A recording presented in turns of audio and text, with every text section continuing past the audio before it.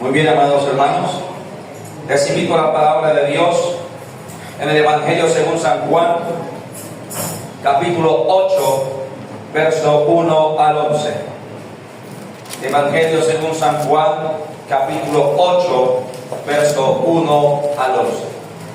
Si tiene dificultad para hallar la cita bíblica, podrá levantar su mano y siervos prestos para ayudarle a encontrar el pasaje. También hay Biblias disponibles para prestar allí en la mesa de las peticiones. Muy bien, amados hermanos, vamos a leer la palabra de Dios con toda reverencia en el nombre de Dios el Padre, de Jesucristo el Hijo, con la guianza del Espíritu Santo, y la iglesia responde: amén. Amén. Dice así la palabra de Dios, San Juan, capítulo 8, verso 1 al 11, dice así en el nombre de Cristo Jesús. Y Jesús se fue al monte de los olivos, y por la mañana volvió al templo, y todo el pueblo vino a él. Y sentado él les enseñaba. Verso 3. Entonces los escribas y los fariseos le trajeron una mujer sorprendida en adulterio, y poniéndola en medio le dijeron: Maestro, esta mujer ha sido sorprendida en el acto mismo de adulterio, y en la ley nos mandó Moisés a apedrear a tales mujeres. ¿Tú pues qué dices? Mas esto decían tentándole para poder acusarle. Pero Jesús, inclinado hacia el suelo, escribía en tierra con el dedo. Y como insistieran en preguntarle, se enderezó y les dijo: el que de vosotros esté sin pecado, sea el primero en arrojar la piedra contra ella. E inclinándose de nuevo hacia el suelo, siguió escribiendo en tierra. Pero ellos, al oír esto, acusados ¿por quién? Por su conciencia, salían uno a uno, comenzando desde los más viejos hasta los postreros. Y quedó solo Jesús y la mujer que estaba en medio. Enderezándose Jesús, y no viendo a nadie sino a la mujer, le dijo: Mujer, ¿dónde están los que te acusaban? ¿Ninguno te condenó? Ella dijo: ninguno, Señor. Entonces Jesús le dijo: ni yo te condeno, vete y no peques más. Amén. Y amén. Dale palmas al Señor. Amén.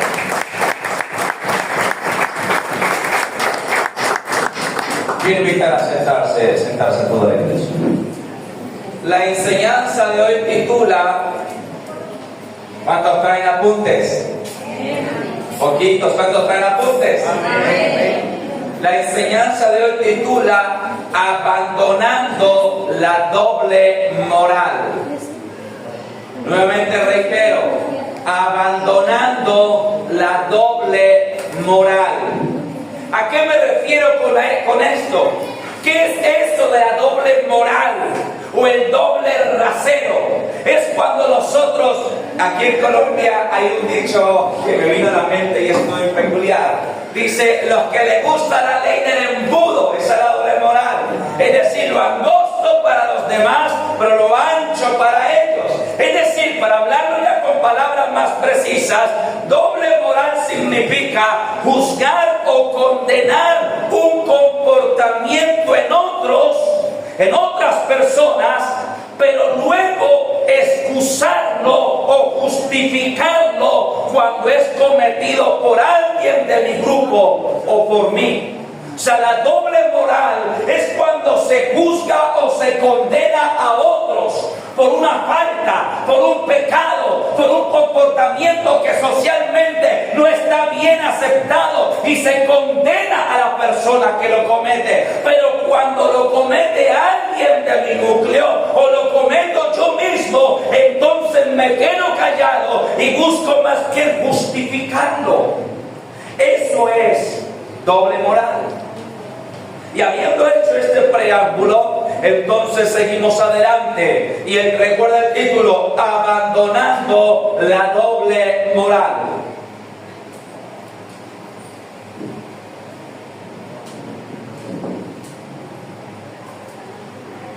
Aleluya. Pero dice así el nombre de Jesús. Pero la palabra dice que estaba Jesucristo y Jesús fue al monte de los olivos y por la mañana volvió al templo y todo el pueblo vino a él y sentando él les enseñaba.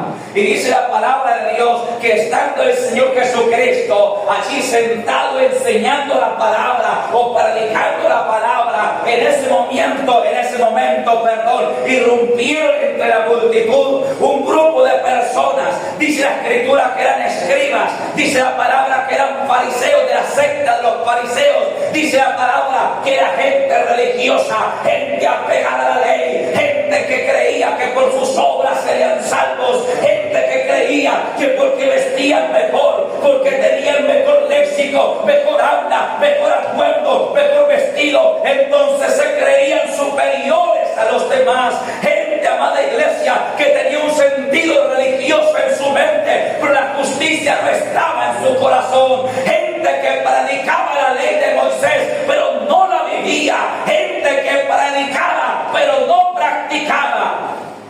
Y dice la escritura que ese tipo de gente, ese tipo de escribas, de fariseos, ese tipo de líderes religiosos trajeron a una mujer delante de Jesús y aquella mujer había sido sorprendida en el acto mismo de adulterio.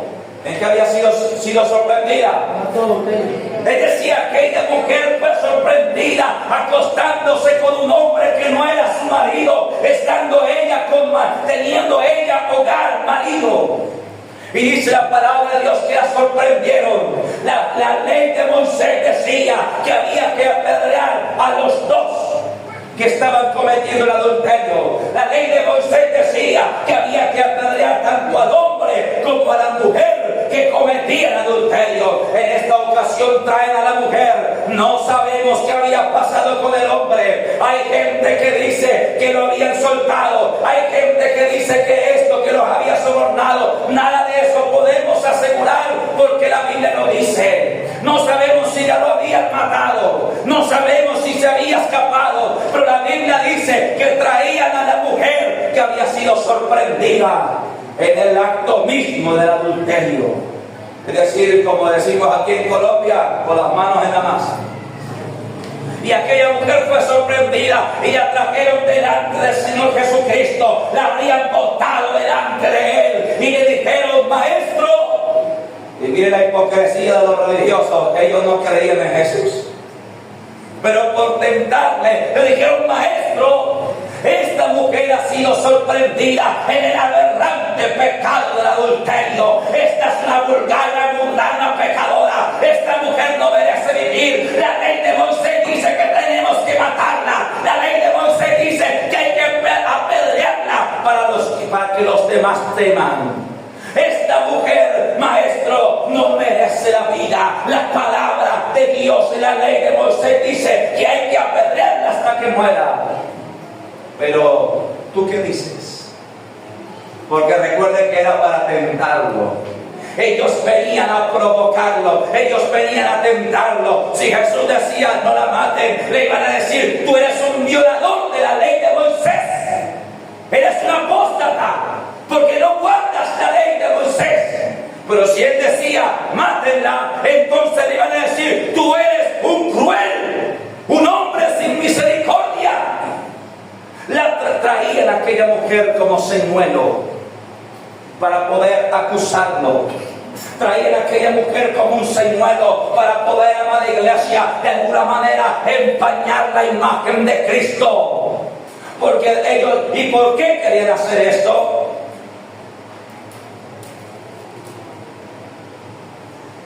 La respuesta es simple: celos espirituales. La respuesta es simple, como decimos aquí en Colombia: cochina envidia. Amada iglesia, aquellos líderes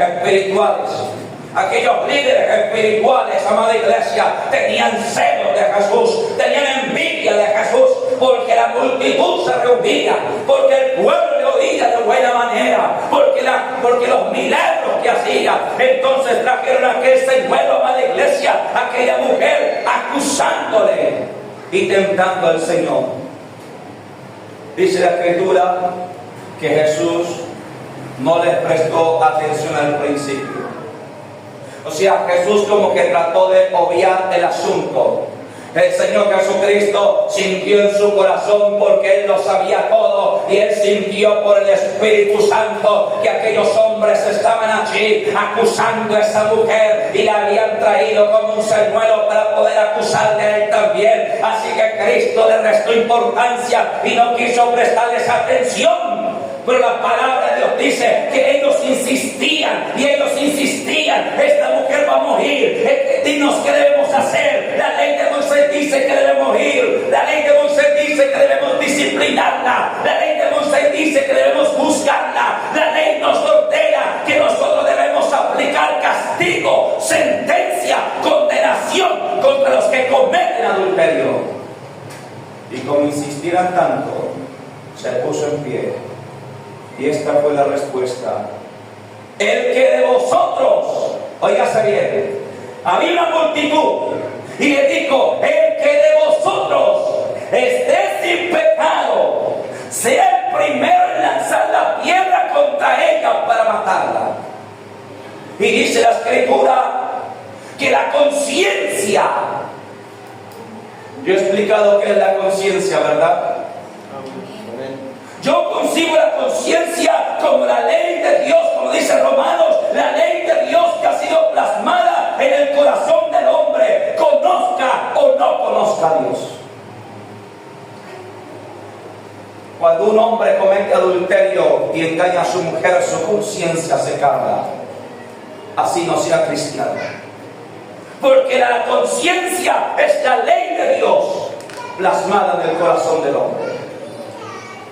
Entonces dice la Escritura que Cristo les dijo: el que de vosotros esté sin pecado, sea el primero en lanzar la piedra contra ella. Y dice la palabra que siendo acusados por su conciencia, ellos eran conscientes que no eran santos, ellos eran conscientes que también pecaban, ellos eran conscientes, amada iglesia, que ellos también tenían pecados ocultos, pecados escondidos, amada iglesia.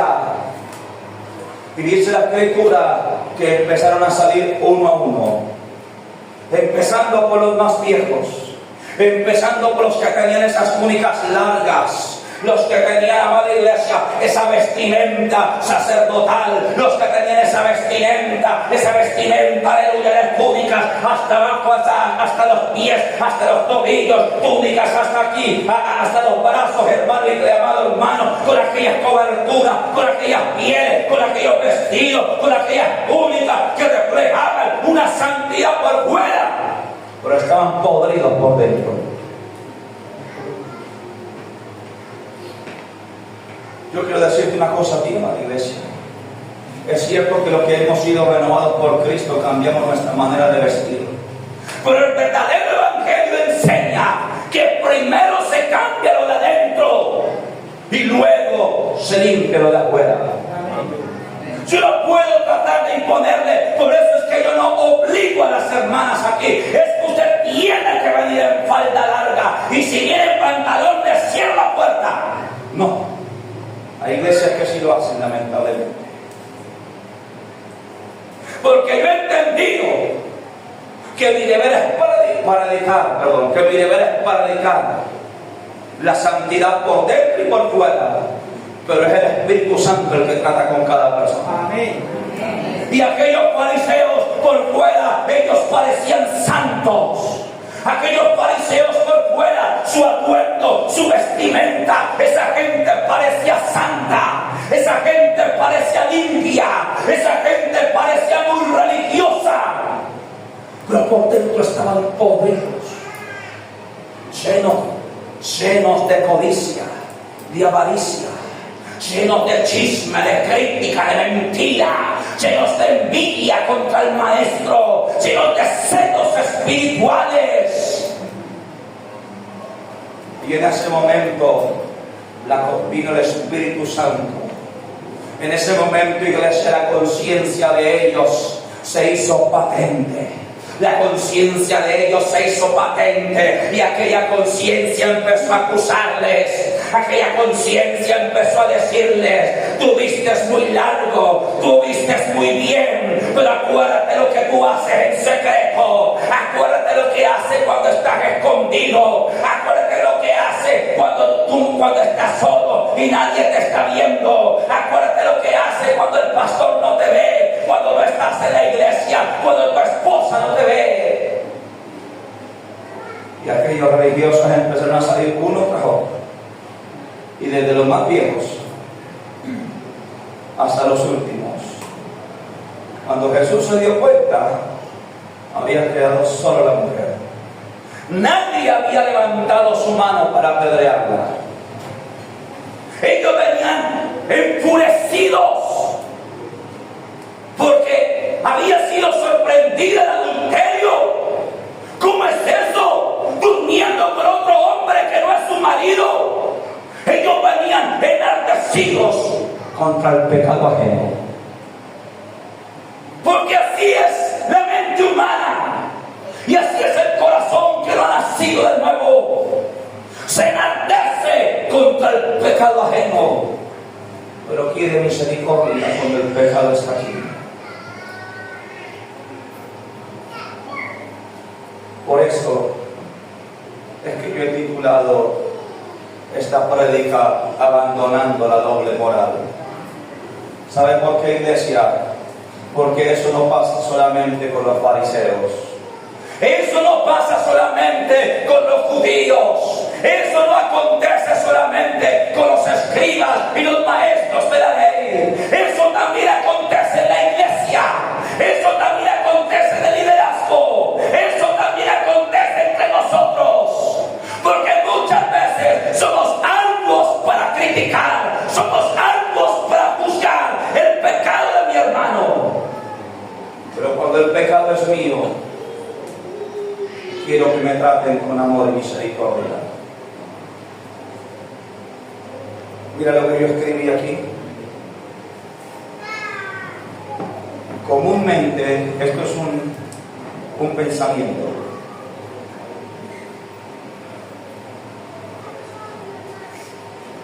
Comúnmente, cuando el pecado está en otras personas, queremos juzgarlo y condenarlo.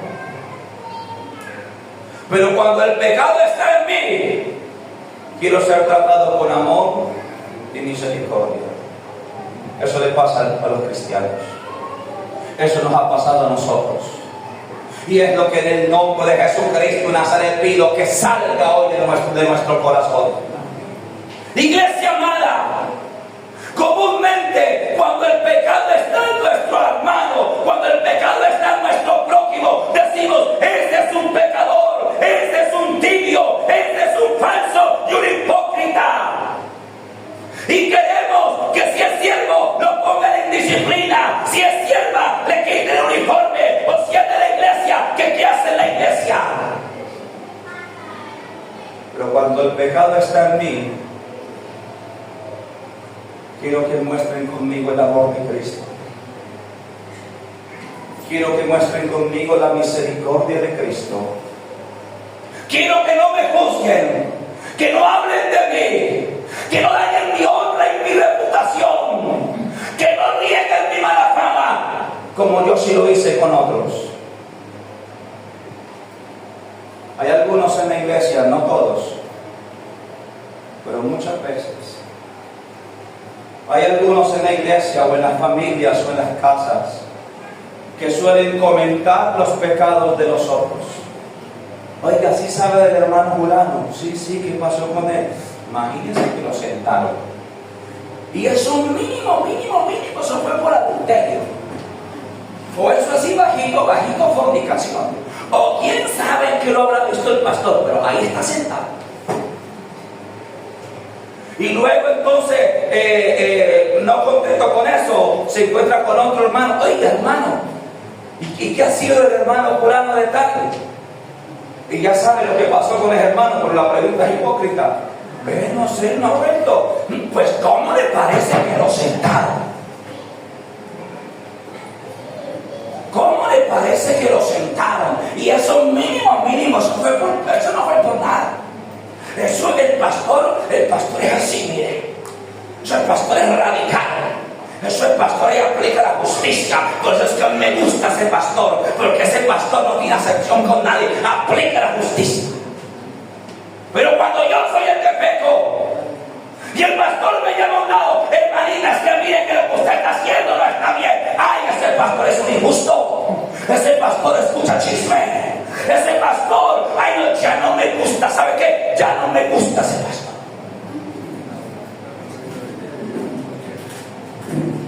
Porque tenemos doble moral.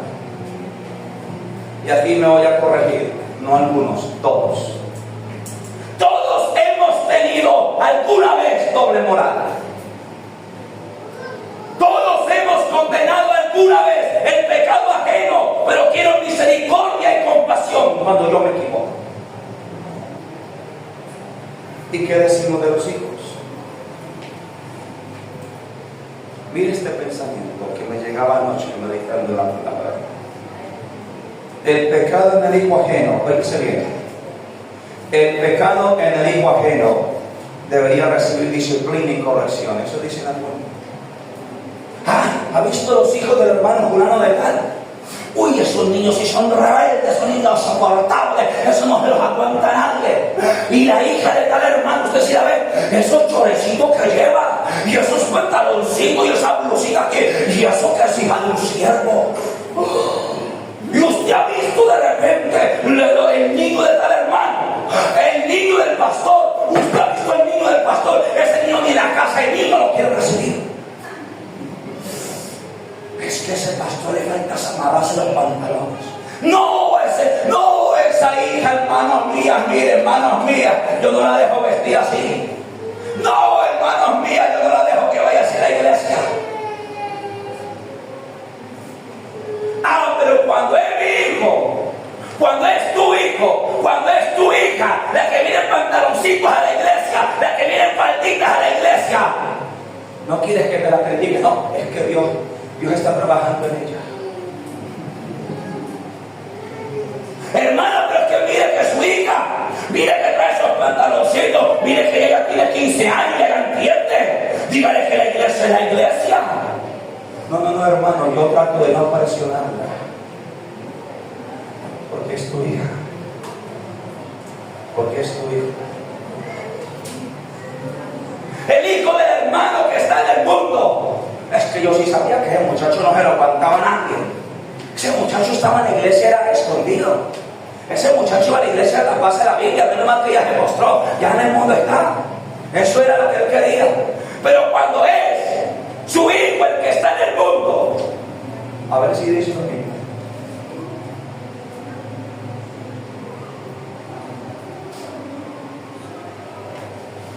Porque cuando el hijo del hermano se va al mundo, juzgamos al hermano, y cuando tu hijo va al mundo, pides que oremos? Doble moral. Eso es doble moral. Amada iglesia,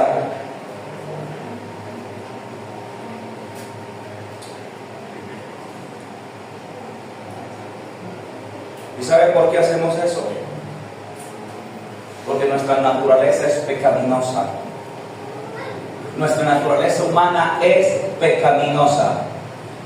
¿Cuántos dicen amén? Amén. Nuestra naturaleza humana es inclinada al mal. A nosotros nos gusta más pecar que hacer el bien, carnalmente hablando. Por eso es que Pablo dice, lo que hago no lo entiendo. Pues no hago el bien que quiero, sino el mal que no quiero. Porque querer el bien está en mí, pero no en hacerlo.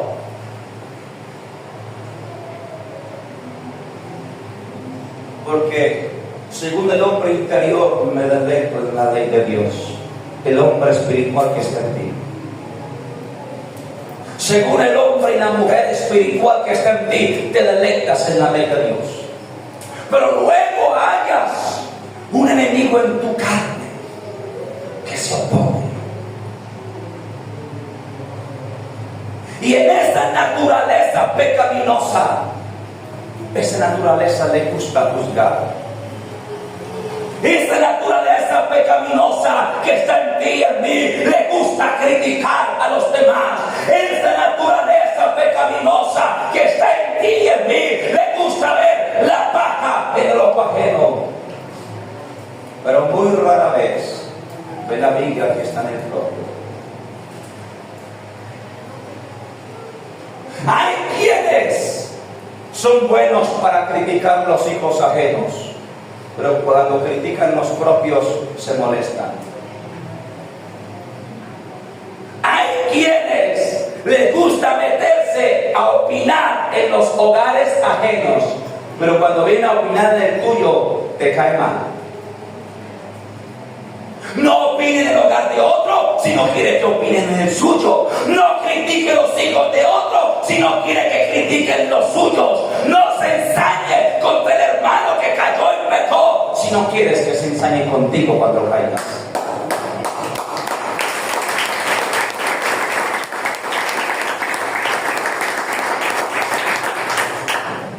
Ahora yo quiero que vayamos a 2 de Corintios capítulo 2, versos 6 al 9.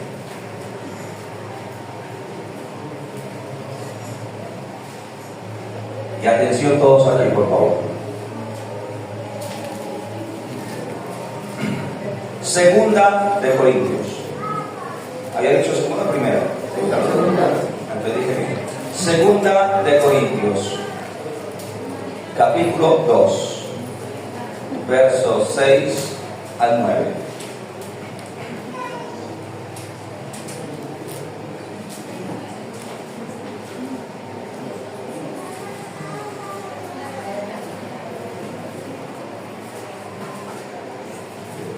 Recuerda, amada iglesia, traer libreta de apuntes para que pueda apuntar estas citas en el pasaje en su casa. ¿Cuántos dicen amén? Amén. Segunda de Corintios capítulo 2, versos 6 al 9. ¿Estamos allí? Amén. ¿Cómo titula? Pablo perdona al ofensor. Y antes de leer, los voy a poner en contexto. Sucede que en la carta de Primera de Corintios, está la segunda carta que tenemos registrada en la Biblia, porque se dice que fueron 4. Pero en la primera carta, Pablo trata el caso de un hermano de la congregación que había cometido fornicación. Y fornicación no pequeña. Dice Pablo, es tal la fornicación que alguno se acostó con la mujer de su padre. Es decir, durmió con quién? Con la madrastra.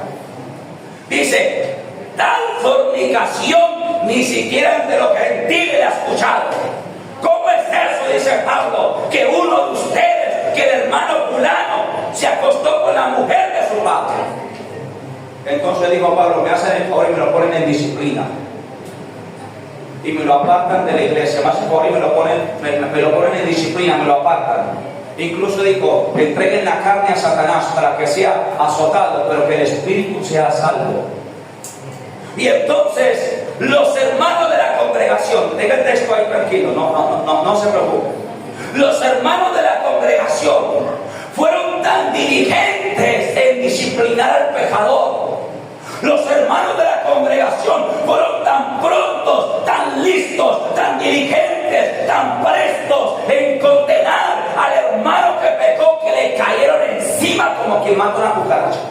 Y esos hermanos le cayeron y pecador y hermano mundano. ¿Y usted qué hace aquí? Vergüenza le daría. Y le cayeron encima como quien apaga fuego, hermano. Y se le estaba yendo la mano, no, se le fue la mano. Porque es que somos buenos para eso. Y mire lo que dice Pablo. Ahora sí. Verso 6. Le basta a tal persona esta reprensión hecha por muchos. ¿Por quiénes? Por muchos. Así que, al contrario, vosotros más bien debéis perdonarle. ¿Debéis qué?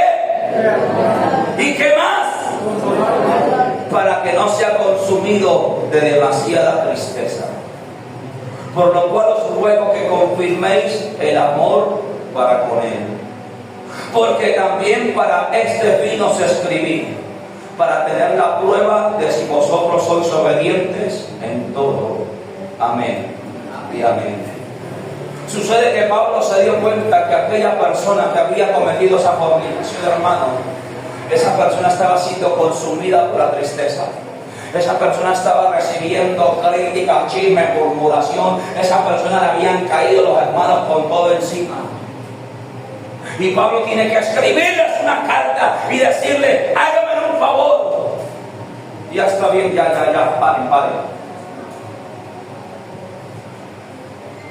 Eso es como dice el dicho: al caído caer. Mire cómo somos de carnales en las iglesias. Mire cómo somos de carnales los evangélicos. Porque yo me voy a criticar de los que están afuera, los mundanos, si ni a Dios quieren.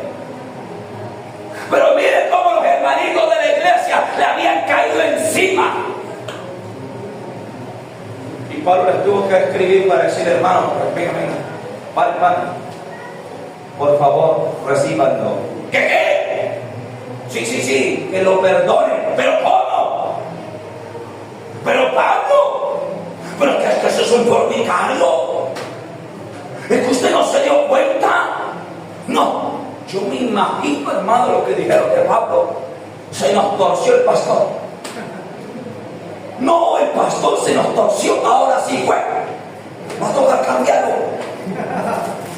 Porque ¿cómo así que perdonemos al fornicario?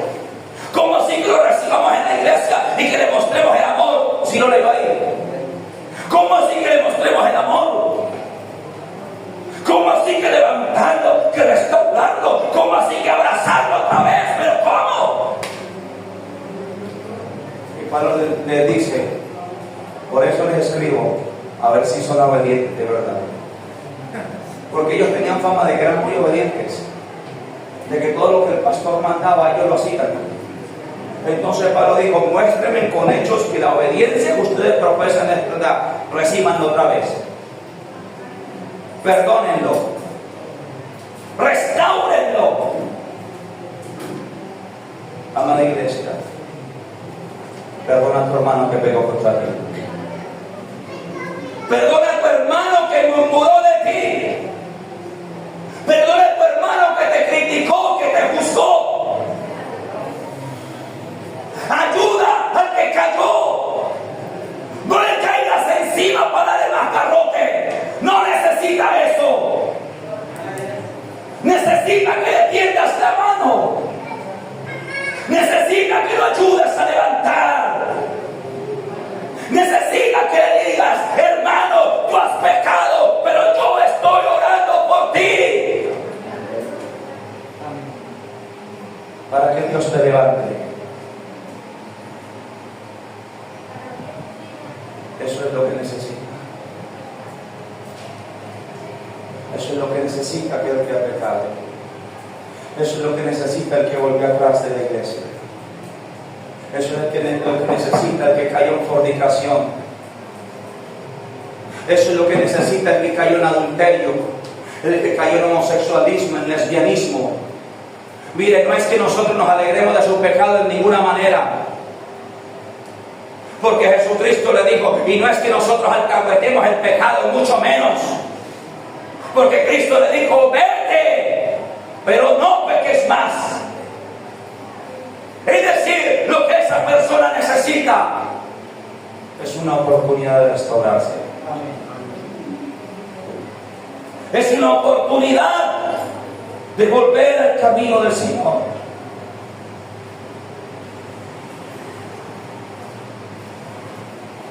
Así que yo le digo una cosa, amada iglesia: por promesa de Dios, por esa puerta van a entrar hombres vestidos de mujer.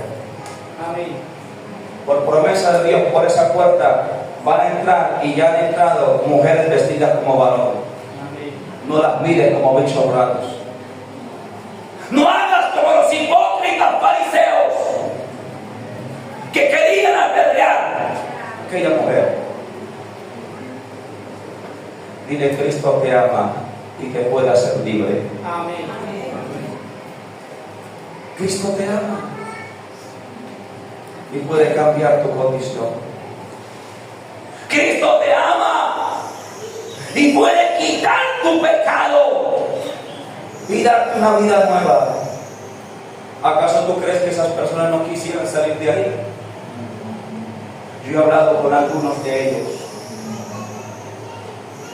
Yo he hablado con algunos que cayeron presos del homosexualismo y del lesbianismo.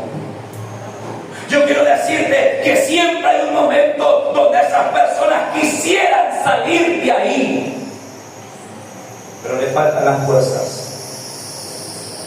Sienten que no pueden. No necesitan tu crítica, no necesitan tu palazo y tus pedradas. Necesitan una mano extendida que le diga: yo estoy orando por ti, para que Dios te haga libre. Yo estoy orando por ti. No temas. Y me viene esta palabra, me llega esta palabra: dile, no temas, hijo, no temas, hija, yo estoy orando por ti.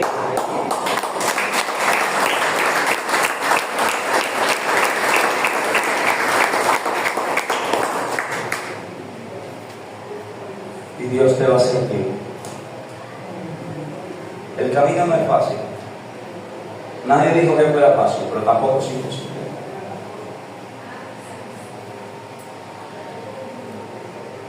¿Por qué somos tan prestos para juzgar, hermanos? Porque es tan fácil criticar el pecado ajeno. Quiero que vayamos a Mateo capítulo 7, verso 1 al 5.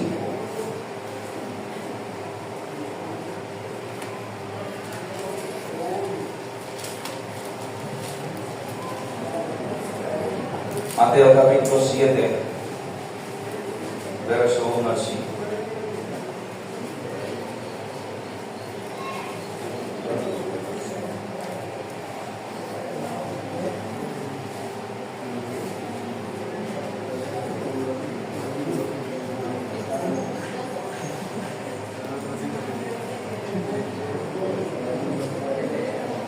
San Mateo capítulo 7, verso 1 al 5 dice así en el nombre de Jesús: no juzguéis para que no seáis juzgados.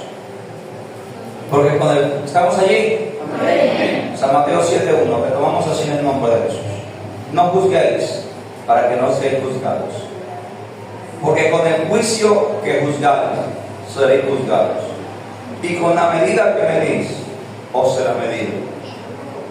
¿Y por qué miras la paja que está en el ojo de tu hermano y no echas de ver la viga que está en tu propio ojo? ¿O cómo dirás a tu hermano: déjame sacar la paja de tu ojo y aquí la viga en el ojo tuyo? ¡Hipócrita! Saca primero la viga de tu propio ojo y entonces verás bien para sacar la paja del ojo de tu hermano. Amén. Y amén. Iglesia amada, mira lo que dice la palabra: no juzguéis para que no seáis juzgados, no condenéis para que no seáis condenados, porque con el juicio que juzgáis, seréis juzgados, y con la medida con que medís, os será medido. Y si lo digo en otras palabras que están en Gálatas capítulo 6, todo lo que el hombre sembrare, eso mismo cosechará. Si tú estás presto para juzgar los hijos ajenos, prepárate, porque van a juzgar los tuyos. Si tú estás listo para meterte en la casa de otro, a criticar la mujer de otro o el marido de otra, prepárate, porque van a criticar a tu mujer y van a criticar a tu marido. Porque con la medida que tú mides serás medido. Eso no tiene revocatoria. Y que de la manera que usted juzgue a otro, usted será juzgado. Eso no tiene escapatoria.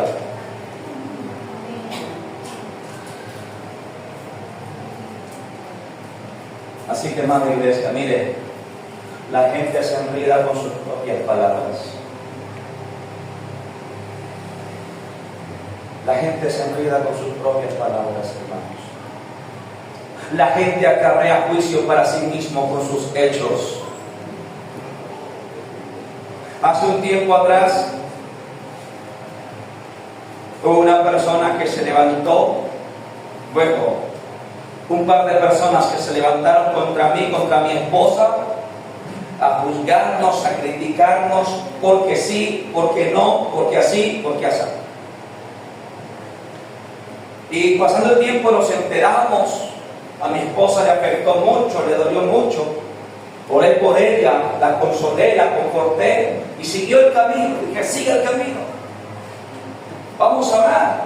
Ahora no es que a mí no me haya dolido, a mí me dolió, pero el hombre se repone más fácil. Los hombres podemos llevar más carga. Entonces oré con ella y oré por ella. Le dije, mi amor, acuérdate que hasta aquí todo el que se ha levantado contra nosotros ha sido Dios quien nos ha avergonzado. Le dije, recuerda que antes deberíamos tener misericordia, porque lo que le viene a esa persona no es fácil. Hermanos, y pasando el tiempo, todo lo que ellos procuraron hacer con nosotros se devolvió sobre esas personas.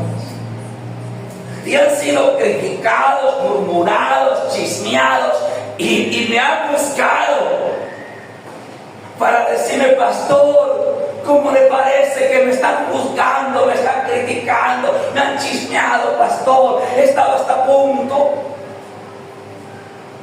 de hacer esto o lo otro. Y yo solamente oro. El otro día,